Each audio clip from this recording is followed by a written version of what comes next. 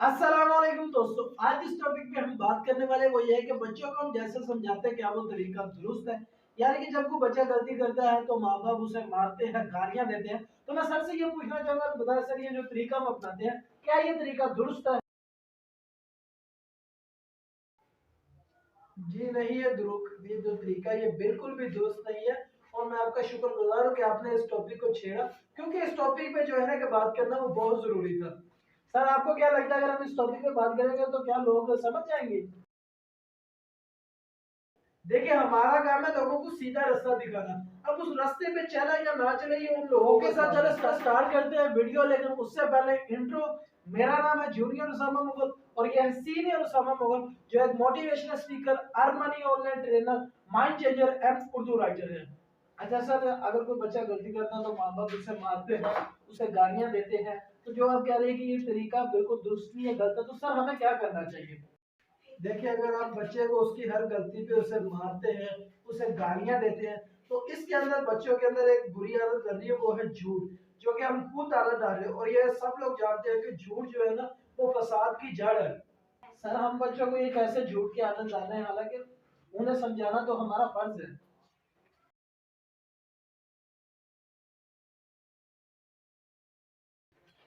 देखिए सबसे पहली बात कि हम लोग कैसे बच्चे को एक बुरी आदत में डालें। एक मिसाल के तौर पे अगर आप बच्चे को हर गलती पे उसे मारेंगे, गालियां निकालेंगे, तो जब भी बच्चा वो गलती करेगा तो वो आपके डर से कि भाई के मेरे माँ बाप मुझे मारेंगे गालियां, वो झूठ का सहारा लेगा। और इसी तरह जो है कि वो झूठ की उसके अंदर एक पैदा हो कि वो झूठ की आदत में मुब्तला हो जाएगा। और ये सब लोग जानते हैं कि झूठ जो है कि वो एक सारे गुनाहों की जड़ है।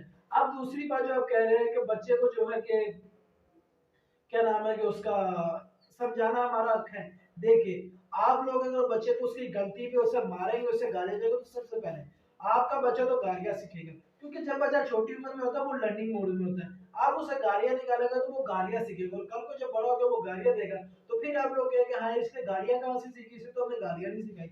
और दूसरे नंबर पे जो बच्चे को मारते हैं तो कल को भाई आपकी औलाद में जवान होना है, और ये ना हो कि वो कहीं आपका हाथ रोक ले और फिर आप कहेंगे हमने सारी उम्र इस बच्चों के लिए किया और देखिए आज हमें क्या दिन देखना पड़ता है, हालांकि ये गलती आप लोगों की खुद की होगी। तो सर आप बताएंगे हमें क्या करना चाहिए जिससे कि बच्चा समझ जाए और उसके ऊपर वो गलत समझ भी ना जाए?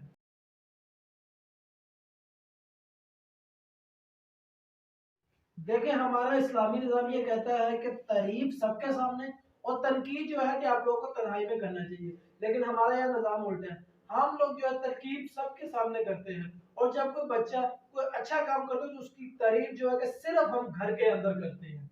चलो सर ये तो क्लियर हो गया कि बच्चे को मारना नहीं चाहिए, गालियां नहीं देनी चाहिए और बच्चे के ऊपर तनकीद भी नहीं करनी चाहिए।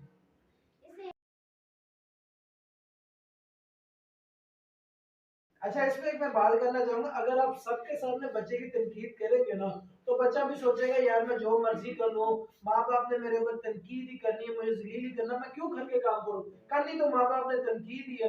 और फिर इस तरह घर के काम भी बच्चा नहीं करता और फिर आप कल को कहेंगे देखे बच्चा बात नहीं मानता है। अच्छा सर सब कुछ क्लियर हो गया कि बच्चे को मारना नहीं है, गालियां नहीं देनी, तनकीद नहीं सबके सामने करनी। तो जब बच्चा गलती करे तो हमें क्या करना चाहिए जो हमारा? देखिए आप लोगों को बच्चे को जो है ना कि उसे प्यार से समझाना चाहिए। और माओ को ये चाहिए कि जो ये माए जो है ना कि बच्चे के दिल में क्या नाम है वो डालती है जिन भूतों का डर, उन्हें चाहिए कि बाप का डर जाए। जब भी कुछ गलती करे ना तो माँ बोले कि मैं तेरे बाप को बताऊंगी, देखा वो फौरन ना जो है ना कि बच्चे को गलती करने से एक बार करेगा दोबारा नहीं करेगा। और फिर अगर आप लोगों ने बच्चे को समझाना ही है ना तो उसे प्यार से समझे, अल्फाज से समझाए। एक इसी के ऊपर मैं आपको एक स्टोरी सुनाता हूँ। एक बच्चा अपने स्कूल में दीवार गंदी कर देता है।